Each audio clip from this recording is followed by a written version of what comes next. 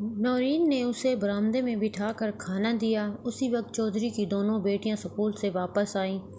उनका भाई चौधरी निहाल ने नहीं आया था, शायद अभी तक बाहर था। इतनी देर में वो भी बैग उठाए अंदर आ गया।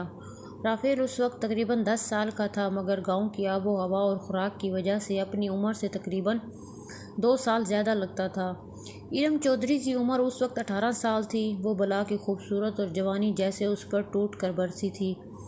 दराज कद लड़की थी, सीना उसका एक भरपूर जवान लड़की की अठान में था। सफ़ेद यूनिफॉर्म में उसके तने हुए बचते साइज़ के बॉल्स चलते हुए हिलते निहाल लगते थे। छोटी रक्षंदा चौधरी शक्ल सूरत में अपनी फूफी की तरह थी, मगर कद उसका अपनी बहन की तरह था। बॉल्स भी बड़े थे और जिस्म उसका पर भी माइल था, मगर बेढंगा नहीं था। दोनों अपने कमरों में चली गई थी। उसने खाना ख़त्म कर लिया। नौरीन ने आकर बर्तन उठा लिए और राफेल से कहा कि बिजली चली गई है और किचन में पानी नहीं है, मुझे नलके से पानी ला दे बाल्टी में। फिर कहीं जाना। हवेली में पिछली तरफ एक गुसलखाना और एक बाथरूम बना हुआ था। सामने एक नलका लगा हुआ था। राफेल हाथ में बाल्टी पकड़कर पानी भरने के लिए आहिस्ता आहिस्ता जा रहा था। पीछे से किसी ने उसके कंधे पर हाथ मारा। राफेल ने पीछे मुड़कर देखा तो इरम चौधरी थी। वो शायद कपड़े बदलने या नहाने जा रही थी। इरम ने पूछा, कैसे हो राफेल? राफेल, ठीक हूँ बीबी। इरम ने पूछा, क्या करने जा रहे हो? राफेल ने बताया, पानी भरने जा रहा हूँ। इरम ने अच्छा कहा और गुसल खाने में चली गई। गुसल खाना और टॉयलेट दोनों ऊंचे बने हुए थे।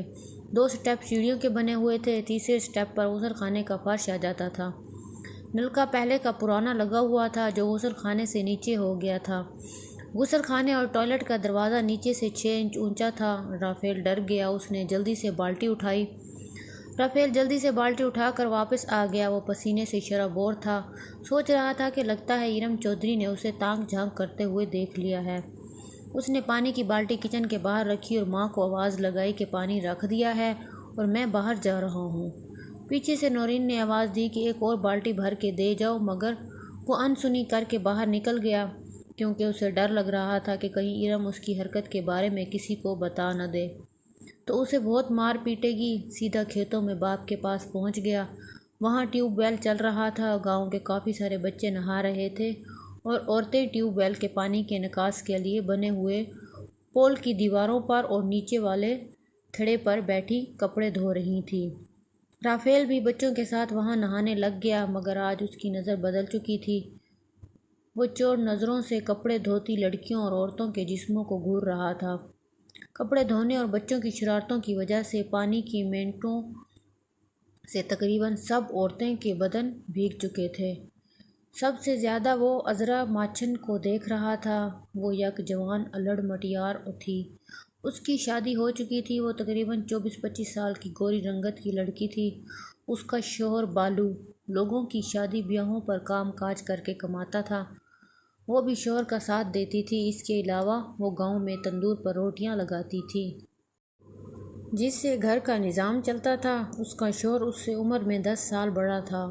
ठगना सा था। बेजोड़ शादी थी। अक्सर देहातों में ऐसे बेजोड़ जोड़े देखने में आते हैं। तंदूर के लिए जंगलात से लकड़ियाँ लाना और तंदूर जला कर देना उसकी ज़िम्मेदारी थी। अज़रा बहुत खूबसूरत औरत थी। आग पर काम करने के बावजूद चमकती हुई रंगत थी उसकी। ऊंचा कद, पतली कमर, मोटे मोटे कम अज़ कम 40 साइज़ के बॉल जैसे उसके जिस्म पर अलग लगे हुए हों। जब चलती उसके तने हुए बॉल्स मलते थे, गांव के मर्दों की जान निकाल देते थे। वो किसी को मुंह नहीं लगाती थी। बड़ी मुंह फट किस्म की औरत थी। 1-2 मर्दों की उसने इज्जत अफजाई की थी। इसके बाद मर्द उसे देखकर आहें तो भरते थे, मगर उसको कुछ कहने से डरते थे। उसके पीछे से बाहर को निकले भारी मगर कसे हुए हिप्स थे। चलती तो ऊपर नीचे की तरफ हरकत करते। उसके सिडोर पट जब रोटियां लगाने पीछे मुड़कर बैठती तो उस वक्त अपने पट और हिप्स मज़ीद वाज़े हो जाते हैं, मगर उसकी कमर पतली और पाकीली थी। जब उसको पसीना आता तो उसकी कमीज़ उसके पेट से चिमड़ जाती थी। काफ़ी नौउम्र लड़के जो वैसे तो कामचोर थे, मगर रोटियां लगवाने ज़रूर आते, सिर्फ अज़रा के जिस्म को देखने और आंखें سینکنے۔ رافیل کو ان باتوں کا پتہ تھا، اکثر وہ لڑکوں کے منہ سے اس کا ذکر سنتا تھا۔ آج رافیل خود اس کے جسم کو گھور رہا تھا۔ وہ کپڑے دھو رہی تھی اور ساتھ بیٹھی عورتوں سے باتیں بھی کر رہی تھی۔ اس کا لباس بھیگ چکا تھا، اس کی گیلی قمیض اس کے پیٹ سے چپکی ہوئی تھی، جس سے اس کی گول ناف صاف نظر آ رہی تھی۔ اس کے سینے پر دوپٹہ نہیں تھا کیونکہ بچے نہا رہے تھے۔ ان میں سب سے بڑا اس وقت رافیل تھا، مگر گاؤں کی عورتوں کے لیے وہ بھی بچہ ہی تھا۔ سینے پر دوپٹہ نہ ہونے کی وجہ سے اس کے مجھے سامنے سے نظر آ رہے تھے، جو کہ کالے رنگ کے بلیزر میں قید تھے۔ اس نظارے سے رافیل کی کن پٹیاں گرم ہو رہی تھیں۔ اٹھ کر کمرے کی طرف چل پڑی۔ پیچھے سے اس کے گیلے لباس میں اس کے ہپس ادھم مچا رہے تھے۔ رافیل بڑے غیر محسوس انداز میں ٹیوب ویل کے پول سے نکلا اور کمرے کے پیچھے بنے ہوئے گنے کے کھیتوں کی طرف چل پڑا۔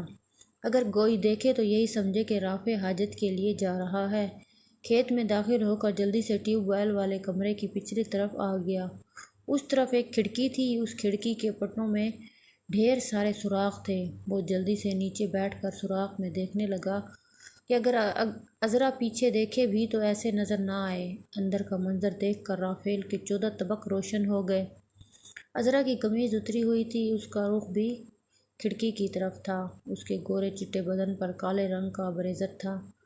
کیا نہال نظارہ پیش کر رہا تھا۔ اس کی گول ناف کی موری اتنی بھلی لگ رہی تھی کہ رافیل کا دل کر رہا تھا اس کی ناف کو جا کر چومنے لگ جائے۔ عذرا نے ہاتھ پیچھے کر کے بلیزر اتارا۔ اس کے تنے ہوئے گورے بالز پوری ٹھان کے ساتھ تنے ہوئے تھے۔ ایسا لگ رہا تھا ابھی تک انہیں کسی مرد نے چھوا تک نہیں، مگر ایسا نہیں، اس کی شادی کو 3 سال ہو چکے تھے۔